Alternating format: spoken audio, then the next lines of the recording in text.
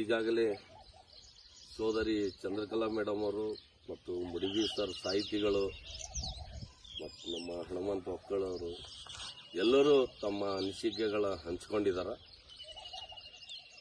ಇದರ ಬಗ್ಗೆ ಈ ನಮ್ಮ ರಾಷ್ಟ್ರಕೂಟದ ಕೋಟ್ಯದ ಬಗ್ಗೆ ಅನೇಕ ಬಾರಿ ಇಲ್ಲಿ ಈ ಭಾಗದ ಒಬ್ಬ ಶಿಕ್ಷಕನಾಗಿ ಮುಡಿಗಿ ಸರ್ ಮತ್ತು ಸಾಹಿತಿಗಳಂತ ವಿಜಯವಾಣಿ ವರದಿಗಾರರಂತ ಸಿದ್ದಲಿಂಗಯ್ಯ ಸ್ವಾಮಿಗಳು ಅನೇಕ ಸಲ ಪತ್ರಿಕೆಯಲ್ಲಿ ಈ ನೃಪತುಂಗ ರಾಜನ ಒಂದು ಕೋಟೆ ಇಡೀ ದೇಶಕ್ಕೆ ರಾಜ್ಯ ಸರ್ಕಾರಕ್ಕೆ ಮತ್ತು ಕೇಂದ್ರ ಸರ್ಕಾರಕ್ಕೆ ತಲುಪಿಸ್ಲಿಕ್ಕೆ ಅನೇಕ ಪ್ರಯತ್ನ ಮಾಡಿದ್ದಾರೆ. ಇದರದ್ದು ಕೋಟೆ ಪುನರ್ ರಚನೆ ಆಗಬೇಕು, ಒಂದು ಪ್ರವಾಸ ತಾಣ ಆಗಬೇಕು ಅನ್ನೋಂಥದ್ದು ಅವ್ರ ಕನಸಿದೆ. ಆ ಕನಸು ಬರುವಂತ ದಿನದಲ್ಲಿ ಈಡೇರ್ತದ. ತಮ್ಮ ಪ್ರಯತ್ನಕ್ಕೆ ಯಾರದೇ ಪ್ರಯತ್ನ ಮೇನು ಪ್ರಯತ್ನಕ್ಕೆ ಫಲ ಸಿಗುತ್ತದ.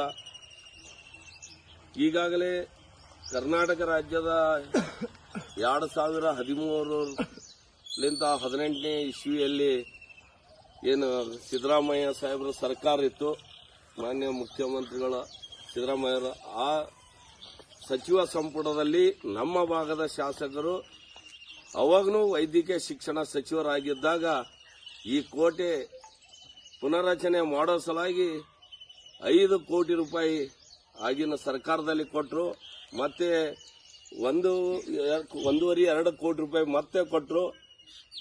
ಈಗ 2023ರಲ್ಲಿ ಏನು ಮತ್ತೆ ಸಿದ್ದರಾಮಯ್ಯ ಸಾಹೇಬ್ರದ ಸರ್ಕಾರ ಆದಾಗ ನಮ್ಮ ಭಾಗದ ಶಾಸಕರು ಮತ್ತೆ ಸಚಿವರಾಗಿದ್ದಾರೆ.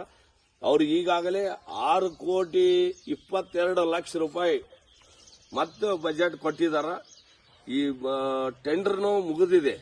ಕೆಲವೇ ಒಂದು 10-15 ದಿವಸದಲ್ಲಿ ಮತ್ತೆ ಕೆಲಸ ಇಲ್ಲಿ ಪ್ರಾರಂಭ ಆಗ್ತದ. ಈ ಕೋಟೆಗೆ ನಾವೆಲ್ಲರೂ ಗ್ರಾಮಸ್ಥರನ್ನು ಕೈ ಜೋಡಿಸ್ತೀವಿ ಇದಕ್ಕೆ ಡೆವಲಪ್ಮೆಂಟ್ ಸಲುವಾಗಿ.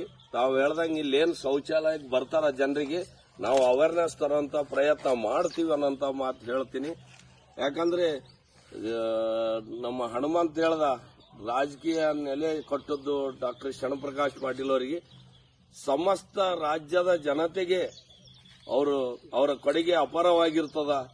ಈ ಭಾಗದ ಜನರಿಗೆ ಸೇಡಂ ತಾಲೂಕಿನ ನಾವು ಭಾಗದ ಜನರು ಅವರಿಗೆ ಏನು ಆಶೀರ್ವಾದ ಕೊಟ್ಟಿದಾರ, ಆ ಆಶೀರ್ವಾದ ಋಣ ತೀರಿಸಂತ ಕೆಲಸ ಅವರು ಸತತವಾಗಿ ಮಾಡ್ತಾ ಇದ್ದಾರ ಅನ್ನೋಂತ ಮಾತು ಹೇಳುತ್ತಾ ನಾನು 2 ಮಾತುಗಳು ಮುಗಿಸ್ತೇನೆ. ಜೈ ಹಿಂದ್.